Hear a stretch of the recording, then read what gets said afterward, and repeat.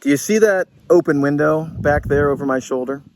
If we could go just a little bit back in time and that window were open like that, we would hear hymns being sung. We'd hear the word being preached. We could peer through that window and see the saints taking the Lord's Supper together.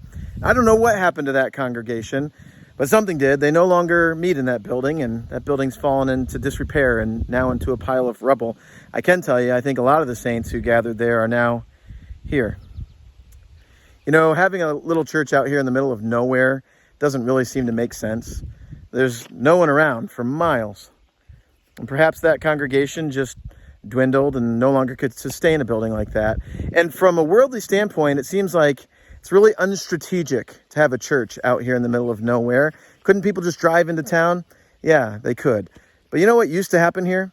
God's manifold wisdom was seen in a way that went all the way to the rulers and authorities in the heavenly places. That little congregation out here in the middle of nowhere made a statement about God bigger than this place. A statement that went all the way into a realm we can't even access any other way. And God made the whole earth for his glory. He's told us to be fruitful, multiply, fill the earth and subdue it because he wants to see his glory spread around this whole planet.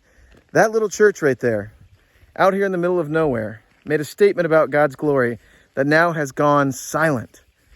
Having a church in the middle of nowhere might not seem strategic, but congregations gathering in places like this, that's worth fighting for.